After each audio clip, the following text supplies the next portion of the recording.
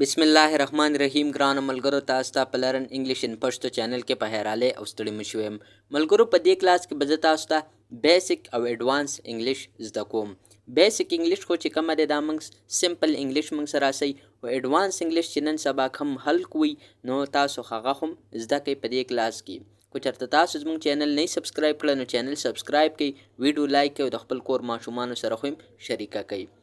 پهلنه پریز موږ سره سره get out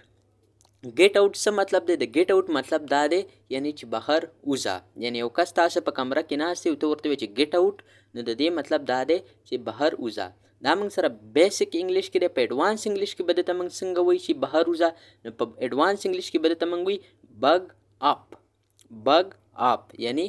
بهر وځه see you later یعنی see you later د دې مطلب دا دی چې بیا به ملاویږو دا بیسیک انګلیش کې د په ایډوانس انګلیش کې به موږ دته څنګه وي کیچ یو لیټر یعنی د دې دوانو مطلب یو دی د بیسیک او د ایډوانس مطلب یو دی خو چې د دې کمپریزز دی هغه بدلی دي یعنی سی یو لیټر بیا به ملاویږو کیچ یو لیټر د دې هم دا مطلب دی چې بیا به ملاویږو کام ډاون دا دې ته وي چې کله موږ یو کس غوسه یو موږ ورته وي چې هلکه لږ ټیک شه یعنی مطلب خپل ځان کنټرول کې وساته نو په انګلیش کې به په ایډوانس انګلیش کې به ورته موږ څنګه وي فول یور سیلف ټوګیدر یعنی خپل ځان ټیک کا یخ کا I made a mistake ما غلطي وکړه یعنی که تاسو چېرته یو کار کوئ په هغې کې تاسو نه غلطي وشوه ته وایې چې ما نه یو غلطي وشوه نو دا به ته په بیسیک انګلیش کې وایې I made a mistake بټ په ایډوانس انګلیش کې به څنګه وایې I screwed up مطلب څه دی ما نه یو غلطي وشو یعنی که ته I made a mistake په انګلیش کې وې او که ته وې چې I screwed up نو دا دواړه ټیک راتلی شي she is very happy هغه ډیره خوشحاله وه یا هغه ډیره خوشحاله ده که ته چېرته څوک یادوي چې هغه ډیره خوشحاله ده نو په بیسیک انګلیش کې ته سمپل ویلی شي she is very happy او په ایډوانس انګلیش کې که ته وایې چې هغه ډیره خوشحاله ده نو بیا به په انګلیش کې څه وي she is over the moon یعنی she is very happy او she is over the moon یعنی د دې دوانو مطلب چې کومه دی دا یو رنګ دی خو بیسیک او ایډوانس دی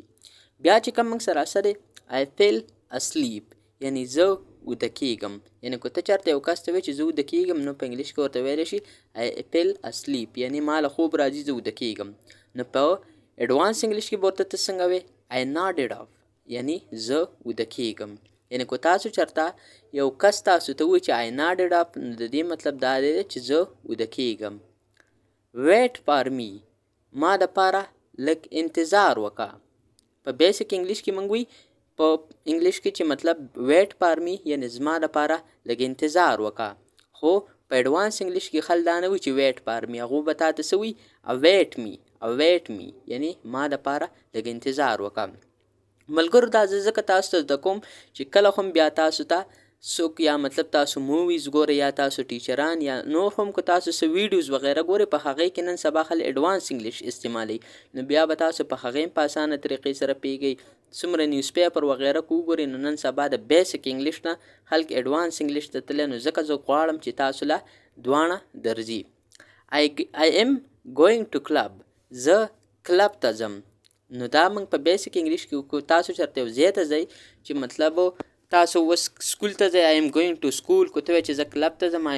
I am going to club او په ایډوانس انګلیش کې تاسو به څنګه وایئ I am up to club یعنی زه کلب طرف ته ځم I am very tired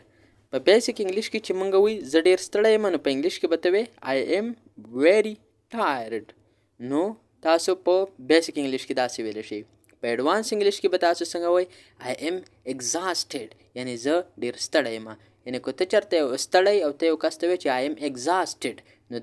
دا پریس چې کومه دی دا به ډېر ښه لګي او دا چې کومه دی دې سره به ستاسو انګلیش هم ښه کېږي نو بهرحال ځکه تاسو ته دا زده کوم چې دې سره ستاسو چې د انګلیش کم لیول دی هغه هم ایډوانس شي او تاسو چېرته په کوم ځای کې ریډینګ وغیره کوئ چې په هغې کې هم تاسو ته هېڅ قسمه مسله نه وي نو انشاءالله زه به کوشش کوم چې راروانم څه کلاسونه ستاسو دپاره په همدې ټاپک باندې راوړم انشاءالله بیا به تاسو ته په دې کې هېڅ قسمه مسله نه وي که چېرته تاسو ته په څه کې مسله وي نو تاسو ما ته بالکل په کمنټ سیکشن کې کمنټ کوئ په هغه ټاپک به موږ ستاسو دپاره ویډیو جوړو ملګرو نننی کلاس زموږ پای ته ورسېدو. انشاءالله تاسو سره به په یو بل نوي کلاس کې ملاقات کیږي. تر هغې وخته پورې ما له اجازت راکئ. ما په خپلو دواګانو کې یاد ساتئ او د خپل ځان هم ډېر ډېر یاد ساتئ. چېرته چې هم اوسئ خوشحاله، اباد، بریالي، ژوندي او ګړندي اوسئ. د الله په امان.